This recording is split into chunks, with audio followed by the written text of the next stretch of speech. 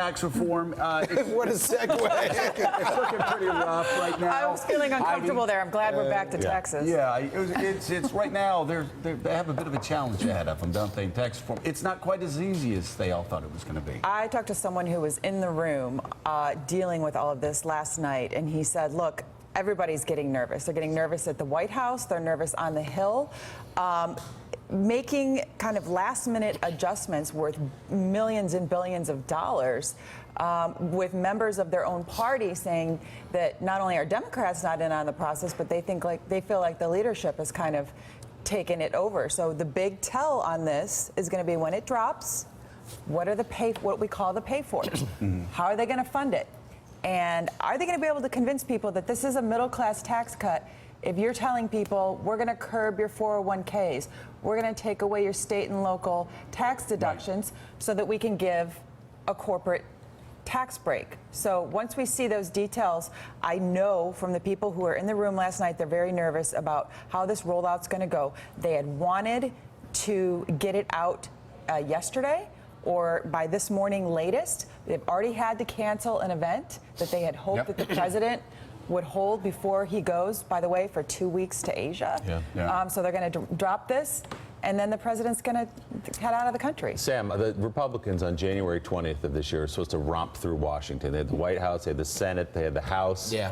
Nothing on repeal and replace, which was the signature issue. What about tax reform? They're going to be closer on tax reform, and if they don't get it by the end of the year, they make it through an entire calendar year with no signature legislative achievement. What does that mean? It's not good, first of all. Secondly, it says a lot about the ability of this party to govern. The party's obviously great at campaigning. They can win elections.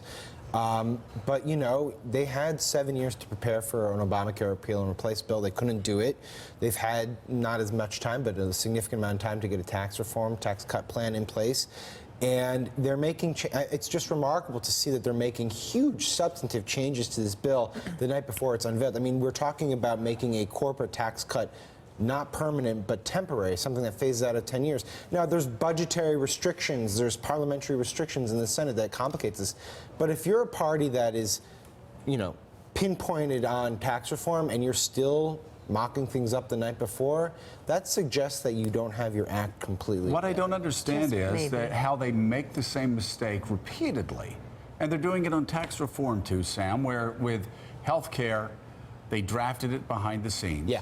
They tried to keep it away from the press. They tried to keep it away from their own members. They tried to keep it away from the opposition. And then you drop it. And then drop it. Yeah. And force people to sign on to a bad bill. They're doing the same thing with tax reform where behind closed doors, and they're actually saying we don't want it to leak out, we don't want the press to see it, we don't want our own members to see it. This is how they're running things there. No regular order. A tax reform bill should be open and a 6-month process, at least if it's done right. Yeah, and Heidi can probably speak to this too, but that was the lesson that everyone seemed to have taken from the Clinton years, right? Which is healthcare was done behind closed doors. Right. It was sort of top down. You're going to have to take this. And naturally, lawmakers, which have agency in this process, said, no way. Yeah. We can make our own bill. This is what happened with Obamacare, where literally, you know, the night before they gave the people a bill to look at and said, vote on this, and they almost got it done. But I think what they're learning is that you need buy-in at the beginning of the process, not just at the end of the process. Here's the difference, though, with Obamacare is that as this started to kind of break down a little bit the other night, we heard news reports about yelling inside the committee rooms on Capitol Hill. However, the difference with Obamacare was that nobody came running to the mics because they all also, you can kind of almost smell the fear and the desperation that they have to get this done and that everybody agrees as a party that they have to get this done. But here's the crazy part is that do they really, how much does the American public really want a corporate tax cut? And is that going to be kind of the cure for cancer here for the party? I mean, if we're making parallels here, for example, to Reagan's first round of tax cuts in 1981, I went back and looked, guys. His numbers continued to go down. He was down by 1982, down to 42%.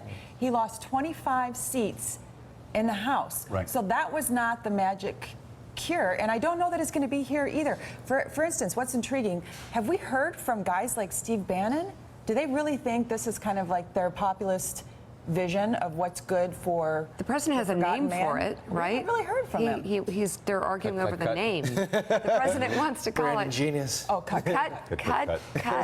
I mean, I the swear. problem there is any time you try to pass tax cuts, that you're going to get hammered for helping the rich.